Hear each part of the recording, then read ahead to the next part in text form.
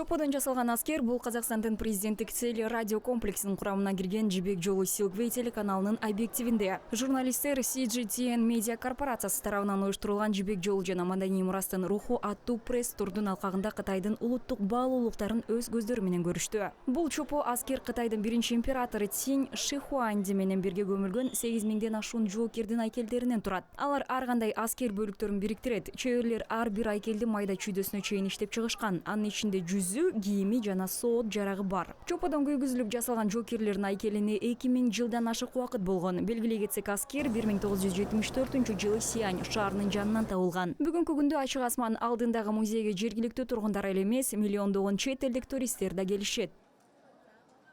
И когда мы говорим о возрождении шелкового пути, это безусловно, вы здесь абсолютно правы.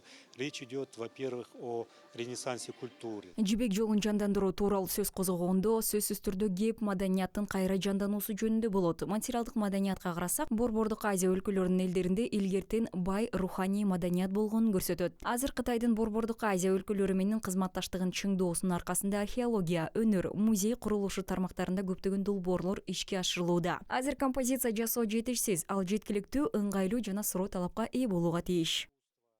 В сфере музейном строительстве там мало сейчас сделать композицию, но надо, чтобы она была доступна, понятна, удобная и, самое главное, востребованная. Серепчилердин айтымында Жибек жолун жандандыруу экономик гана эмес, маданий процесс, ал Борбордук Азия менен Кытайдын руханий баалуулуктарын жана карым-катнаштарын өнүктүрүүгө көмөк көрсөтөт.